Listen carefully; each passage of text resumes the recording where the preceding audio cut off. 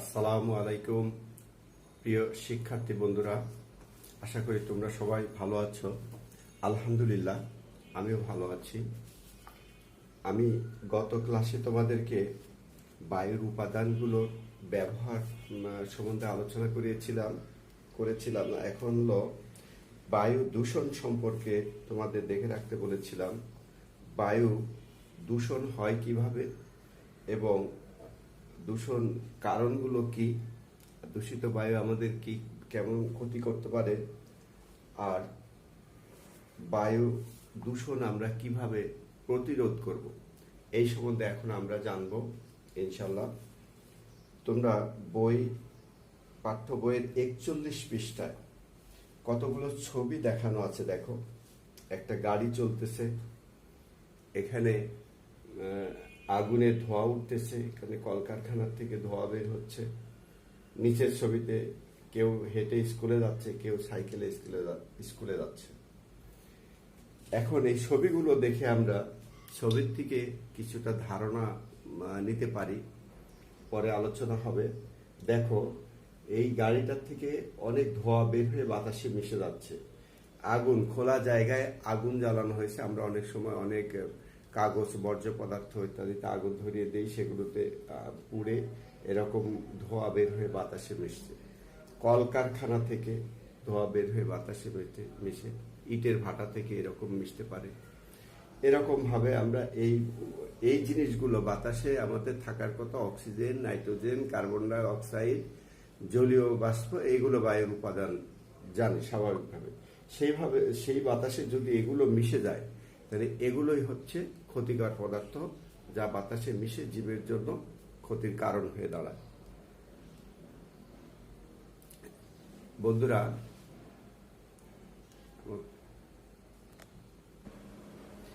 এই ক্ষতিকর পদার্থগুলো থেকে যদি আমরা বায়ুকে মুক্ত রাখতে পারি, তাহলে সেটা হবে বায়ু দূষণ প্রতিরোধ। দেখো, বিভিন্ন গ্যাস, ধুলা, ধোঁয়া, গন্ধ বাতাসে মিশে বায়ু দূষিত করে। তোমাদের বইতে আছে এটা। তাহলে বায়ু কিভাবে দূষিত হয়? বিভিন্ন গ্যাস, ধুলা, ধোঁয়া এবং গন্ধ বাতাসে মিশে বায়ু দূষিত হয়। বায়ু দূষণ জীবনের জন্য ক্ষতিকর এবং মানুষকে অসুস্থ করে তোলে। দূষিত বায়ু শ্বাস প্রশ্বাসের রোগ এবং হৃদরোগের কারণ হতে পারে। তাই আমাদের বায়ু দূষণ যাতে না হয় এবং আমরা যাতে দূষিত বায়ু থেকে শ্বাস প্রশ্বাস না নেই, তার ব্যবস্থা করতে হবে আমাদের। তোমরা জানো, রাস্তায় অনেক ধুলাবালি উঠতেছে, গাড়ি চলতেছে, ধুলা উঠতেছে, এগুলো উড়ে বাতাসের সাথে মিশে যাচ্ছে। মৃত জীবজন্তু যেখানে সেখানে ফেললে সেগুলোর থেকে দুর্গন্ধ বাতাসে মিশছে। ধোঁয়া, কিভাবে ধোঁয়া মিশতেছে, গাড়ি যানবাহনের ধোঁয়া, আগুন জ্বালালে ধোঁয়া, কলকারখানার ধোঁয়া, ইটের ভাটা থেকে ধোঁয়া, এসব বাতাসে মিশে বায়ুকে দূষিত করতেছে। এইসব ক্ষতিকর জিনিসের বের হওয়া, এখানে আমরা দেখতেছি আরো উৎস রয়েছে। মোটর গাড়ি, কলকারখানার ধোঁয়া বায়ু দূষিত করে। আগুনের ছাই, ধোঁয়া বায়ু দূষিত করে। সিগারেট, অনেক সময় তোমাদের আশেপাশে দেখবে অনেকে ধূমপান করে, সিগারেট খায়। এই সময় সিগারেটের থেকে ধোঁয়াও বের হয়, আবার এক ধরনের গন্ধ বাতাসের সাথে মিশতেছে। যে সিগারেট খায় তার থেকে তার পাশে যে অবস্থান করে সে বেশি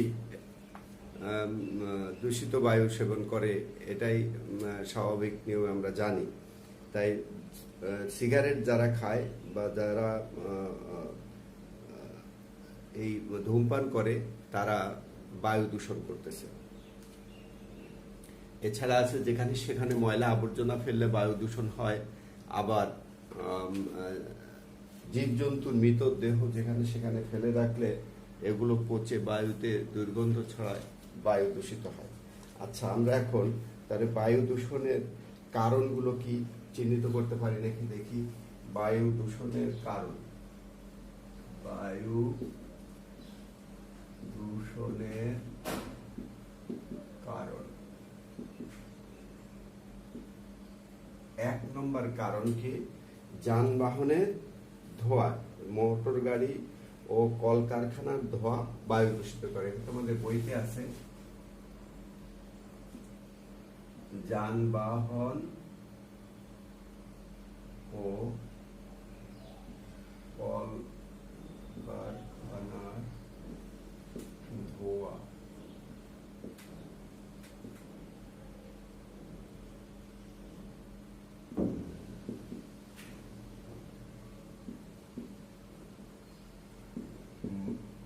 যানবাহন ও কলকারখানার ধোঁয়া বায়ু দূষিত করে। 2 নম্বর কারণটা তোমাদের বই থেকে লিখি। 2 নম্বর কারণটা হলো আগুনের ছাই ও ধোঁয়া বায়ু দূষিত করে। আগুনের ছাই ও ধোঁয়া বায়ু দূষিত করে। 3 নম্বর যেখানে সেখানে সিগারেটের ধোঁয়া।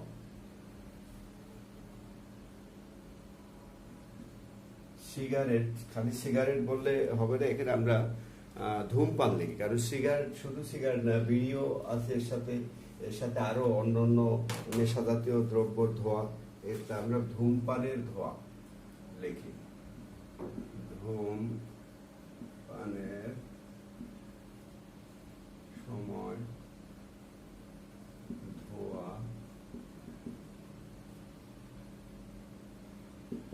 বাতাসে মিশে বায়ু দূষিত করে।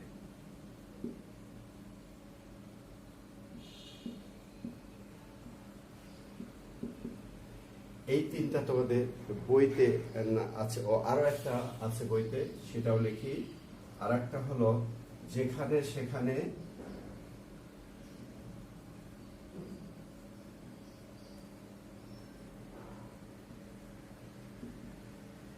ময়লা আবর্জনা, যেখানে সেখানে ময়লা আবর্জনা ফেললে ও মল মূত্র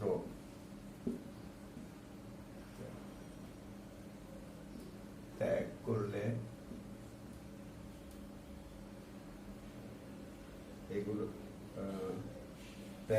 এগুলো থেকে দুর্গন্ধ বাতাসে মিশে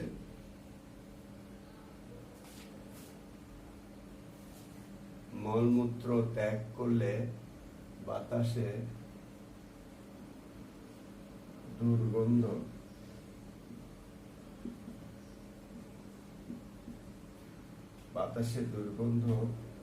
ছড়ায়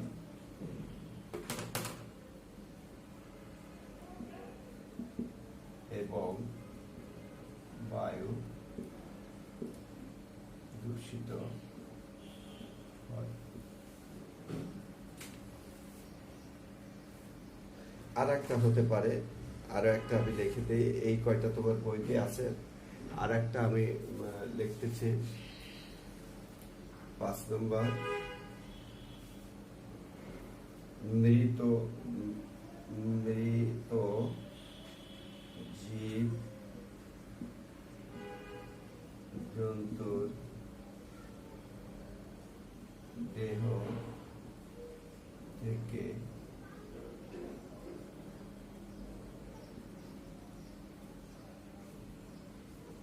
গ্যাস ও দুর্গন্ধ বায়ু দূষিত করে।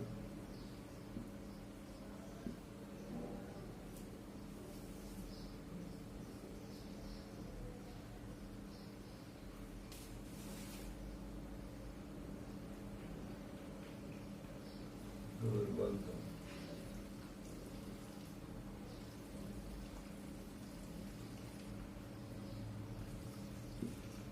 মৃত জীবজন্তুর দেহ থেকে নির্গত গ্যাস ও দুর্গন্ধ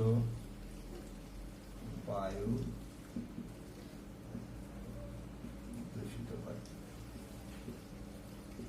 আমরা এর বইতে আছে 4টা, আমি আরো একটা করে দিলাম। এগুলো বই থেকে তোমরা করতে পারো, তবে এগুলো নোট করে রেখো। বায়ু দূষণের কারণগুলো, বায়ু দূষণের এই কারণগুলো তোমরা শিখবে।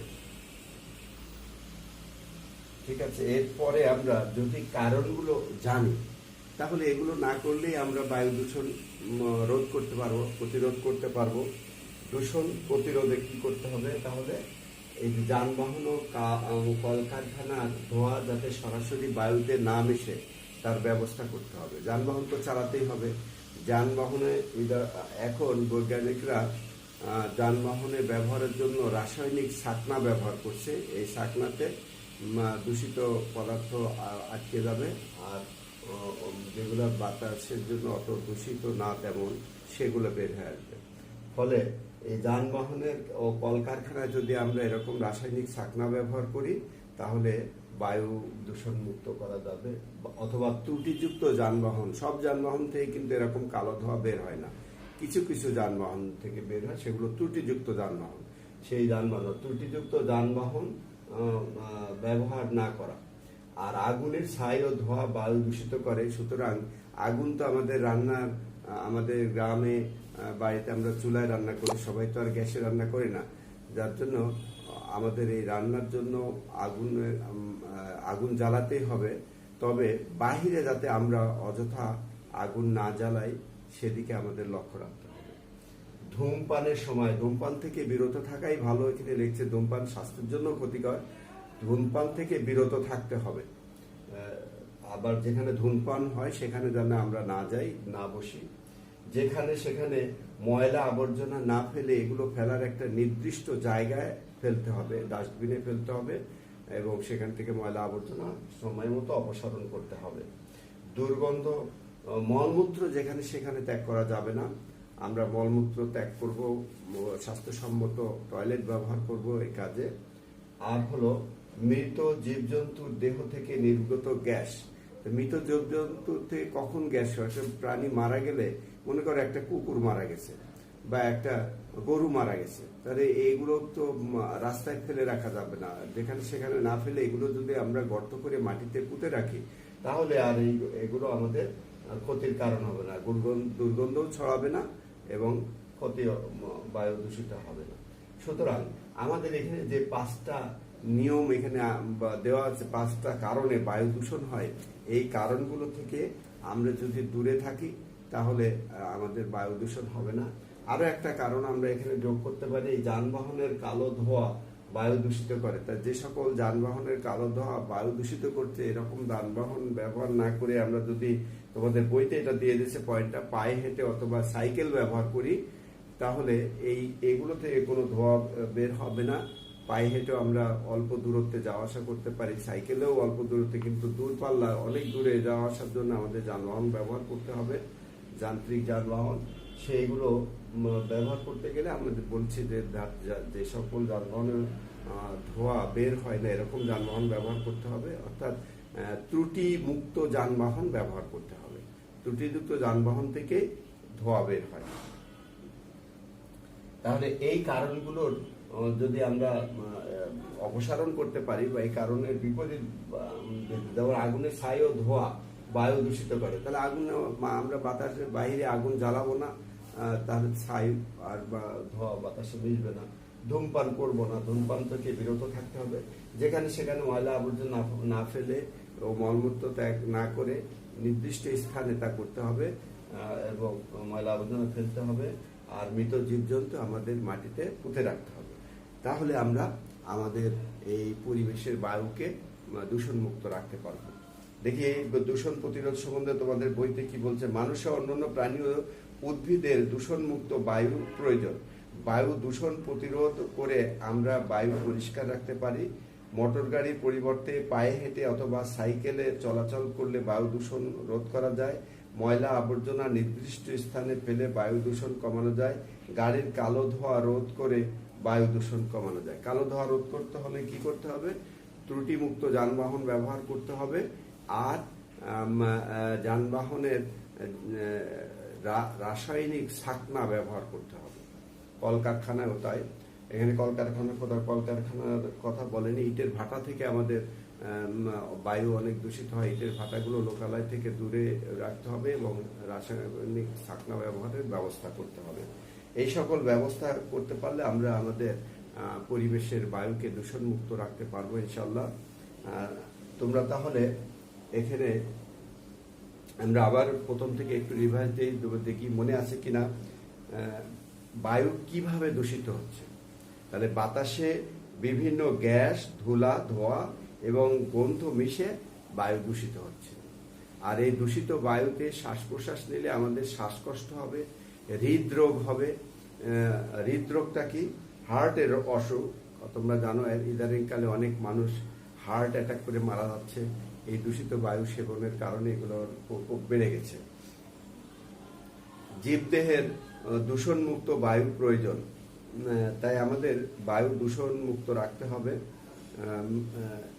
আর হলো বায়ু দূষণ করে এরকম জিনিসগুলো আমি এখানে লিখেছি। আর এগুলো থেকে রক্ষা পেতে হলে আমাদেরকে কি করতে হবে এগুলো করবে। আমি কয়েকবার বলেছি, তোমরা আর একটু নিজেরা চেষ্টা করবে। আগামী দিন তোমাদের একটা প্রশ্ন আমি দিচ্ছি, এই প্রশ্নটা তোমরা অবশ্যই ফলো করবে। তা হচ্ছে প্রশ্নটা তোমাদের বাড়ির কাজ থাকবে, এই প্রশ্নটা তোমরা লিখে নাও এবং এই অনুসারে এই পয়েন্টগুলো থেকে তোমরা এই প্রশ্নটা লিখতে পারবে। প্রশ্ন, বায়ু দূষণ প্রতিরোধের